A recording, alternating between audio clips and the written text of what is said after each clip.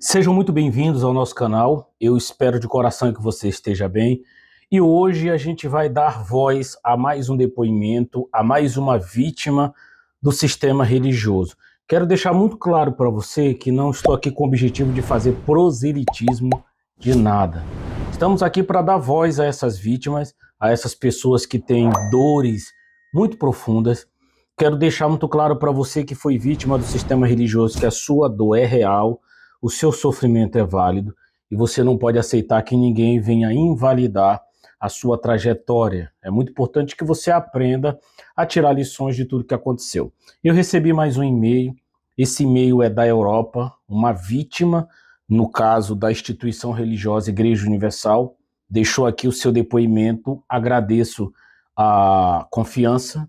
Se você deseja adquirir nossos livros ou mandar o seu comentário, seu áudio, seu e-mail, seu depoimento, os meus contatos estão aqui na descrição. Eu nomeei da seguinte forma: fui obreira por 16 anos, doei mais de 100 mil euros. Olha só, então você observa que esse modo operante, ele é universal. Universal. Aí diz: boa tarde, senhor Jobert Rodrigues. Venho aqui contar um pouco da minha experiência na Igreja Universal. Por questões pessoais, prefiro não me identificar.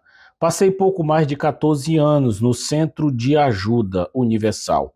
Aqui no centro da Europa, a Igreja Universal é chamada de Centro de Ajuda. Foram 14 anos da minha vida dedicada a essa instituição. Durante todo esse tempo, fui enganado acreditando que se eu entregasse todo o meu tempo e dinheiro à igreja, receberia de Deus saúde, família restaurada e prosperidade. Então você observa que a religião trabalha com estímulos. Ela conhece as suas necessidades, suas dores, seus medos, e ela vai trabalhar em cima disso para te vender soluções e, claro, te seduzir. Então, aqui a gente tem um exemplo de alguém que foi até a religião por contas de demandas. Eu tenho deixado aqui no canal que existem 3 motivos principais que levam as pessoas a buscar a religião, principalmente a cristã. Demandas, problemas, a pessoa está sofrendo, precisa de ajuda, precisa de acolhimento, e aí a religião abraça, promete que ela vai mudar de vida e ela busca. Não existe demérito nisso, você foi só alguém desesperado, machucado, sofrendo, vulnerável, em busca de ajuda. Você não tem culpa nessa relação. E aí, o caso dela, ela diz aqui que ficou 14 anos esperando prosperidade, família transformada e prosperidade. Eles manipulam nossa mente de uma maneira tão profunda que deixamos de pensar por nós mesmos. Tudo é feito sobre ameaças. Dizem que se não formos dizimistas, entregando 10% de tudo que recebemos, se não cumprimos os propósitos financeiros, colocando valores determinados por eles em envelopes distribuídos no culto, atrairemos maldições. O diabo destruiria nossa causa, nossa família, nos mataria e nos levaria nossa alma para o inferno. Pessoal, presta bastante atenção no que eu vou dizer para você. O nome Satanás no Novo Testamento, ele tem uma figura de adjetivo, de oposição. O nome Satanás vendido na religião como aquele bicho com chifre, e eu não estou dizendo aqui para vocês que forças do mal não existem, não vou entrar nesse mérito, mas nos textos bíblicos o nome Satanás soa como opositor. E naquela época poderia ser qualquer pessoa. Por exemplo, você vai para uma entrevista de emprego, as pessoas que estão lá também poderiam ser chamadas de Satanás, são os seus opositores. Você vai lutar por uma partida de futebol, vai jogar uma partida de futebol, o outro time é o seu opositor. Você vai disputar uma vaga, o outro time é o seu opositor. Ao longo da história, a religião cristã, principalmente no primeiro, no segundo e principalmente no final do terceiro século, ela criou toda essa teologia. E ali no início da Igreja Católica a gente tem o cânon, a gente tem o credo e a gente tem diversos outros artifícios que vão ser criados, estabelecidos, institucionados para poder fazer o que a gente conhece hoje, que é a igreja institucionalizada, que muitas vezes se aproveita das pessoas. E é importante dizer que nem todo pastor é desse jeito. Somos obrigados a participar dos cultos, com ou sem tempo, doentes ou não, porque se deixarmos de ir, estamos fora da fé. E aí muitas pessoas dizem, ué, mas alguém botou uma arma na sua cabeça e por isso você fez o que eles queriam? Não. As obrigações, a forma de coagir, elas são institucionalizadas. Então, tudo que vai acontecer no templo, de alguma forma, vai gerar em você constrangimento, porque você está dentro de um grupo. O grupo é social, as pessoas estão cultuando os seus valores, participando, e claro que você, dentro desse grupo, vai querer se envolver. Não se envolvendo, você se sente mal. E isso já começa no primeiro dia que você entra na igreja. Você vai ser acolhida, vai receber acolhimento, a instituição vai validar a sua dor. E aí, depois desse momento que você se sente tão acolhido, você passa a desejar tanto estar ali que faz sentido se sabotar, faz sentido abrir mão dos seus sonhos, dos seus desejos, da sua própria personalidade para fazer parte daquilo ali. Então, tudo é muito bem construído para coagir. Então, esse papo de que ninguém botou arma na sua cabeça, as pessoas são coagidas de diversas formas.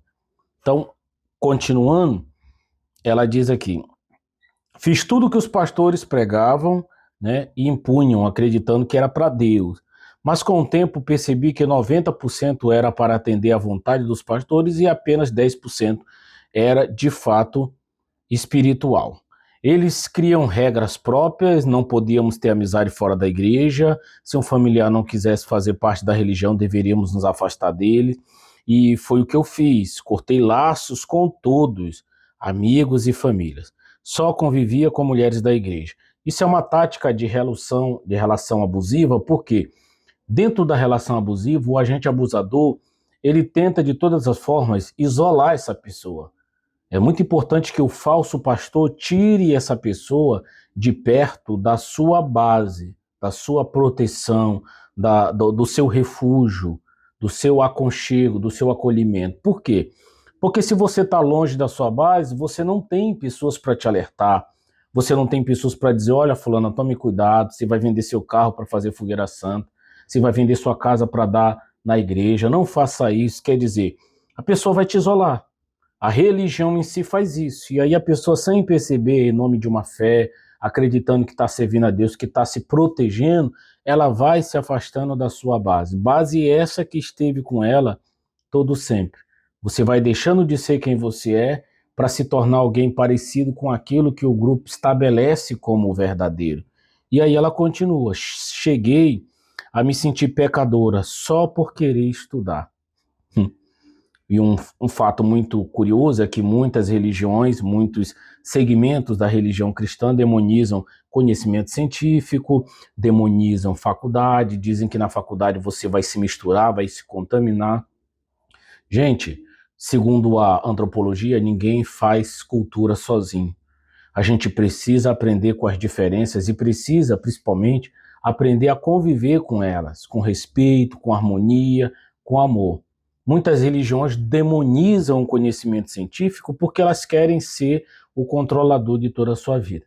E essa ignorância é tão grande, é tão estimulada, que pessoas muitas vezes deixam de fazer tratamentos, deixam de buscar ajuda psicológica, deixam de buscar ajuda psiquiátrica, porque acreditam que essas ciências são malignas, são, sabe, fora de si, que elas precisam estar dentro da igreja, e muita gente acaba perdendo a vida, tendo uma saúde piorada, tendo uma qualidade de vida péssima por conta desse tipo de ensino. Ela continua aqui, ó: cheguei a me sentir pecadora por querer estudar. Quando decidi fazer um curso para melhorar minha qualificação, senti culpa. Na igreja dizem que não precisamos estudar, porque o mais importante é a salvação, é que Jesus está voltando a qualquer momento.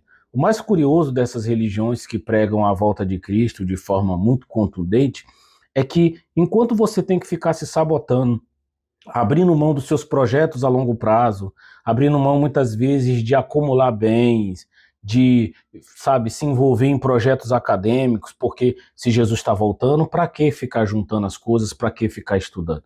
Mas, paralelamente, a vida da instituição e dos pastores não são assim. Eles estão acumulando bens, construindo prédios maiores, cada vez maiores, e a pergunta que fica: se Jesus está voltando, para que construir prédio?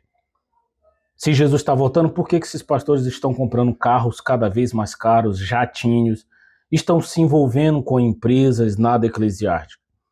Então, essa narrativa de que se sabote, deixe sua vida para lá, é para você, não é para eles. Pelo jeito, eles não estão botando muita fé que Jesus vai voltar rapidinho, não. Estão construindo prédios maiores, comprando hospitais, empresas, porque eles não acreditam. Esse discurso é para você. E aí ela diz, na igreja dizem que não precisamos estudar porque o mais importante é salvação. Isso desmotiva muita gente a crescer ou a avançar na vida. Dentro do centro de ajuda, as pessoas estão desanimadas, frustradas e tristes, vivendo de promessas que nunca se cumprem. Vi pessoas passarem 10, 20, 30 anos dando tudo que tem e o que não tem, para tentar agradar um Deus que na verdade não está ali. Então, sim, se enchendo os bolsos dos pastores e dos bispos. O quanto, e quando falo as pessoas, estou falando também de mim. Eu mesma dava quase todo o meu salário. Só guardava dinheiro para comer e abastecer o carro. O resto ia para dízimos e propósitos. Meu dízimo girava em torno de 500 euros. Quer dizer, ganhava 5.000 euros, né? Dava 500, separava um pouquinho para comida e o resto ia tudo de oferta. Então você observa que nos países mais desenvolvidos, esses falsos pastores estão lucrando muito, muito dinheiro. E eu conheço a pessoa que mandou esse depoimento. Muitas pessoas vão dizer assim, é brasileira, que mora na Europa.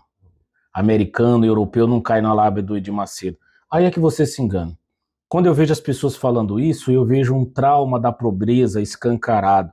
É aquelas pessoas que vão para países de primeiro mundo e precisam invalidar a sua história, a sua base, porque aceitar a sua história, a sua base, é como se elas estivessem diminuindo seus méritos. Isso é muito triste.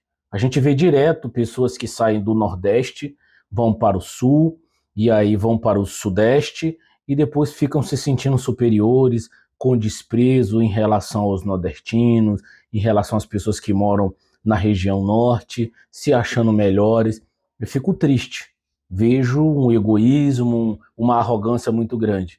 E a gente ultimamente tem visto muitos brasileiros que vão para a Europa, para os Estados Unidos, e ficam gravando vídeos, sabe, zombando da sua própria raiz, da sua própria história. Claro que países de primeiro mundo são muito diferentes do Brasil, mas quando eu ataco a minha história, a minha base, eu estou revelando um trauma, uma falta muito grande de identificação comigo mesmo. Não é à toa que você vê pessoas cantando aquela música, zum, zum, zum, eu tô voando, e tem alguém que está aqui incomodando. Quer dizer, é o trauma da pobreza.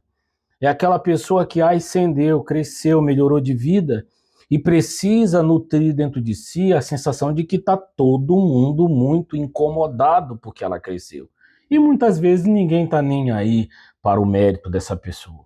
Mas ela está tão traumatizada com a sua própria pobreza, com a sua própria história, com o seu próprio repertório, que ela precisa alimentar essa ideia de que está todo mundo com inveja do que ela conseguiu.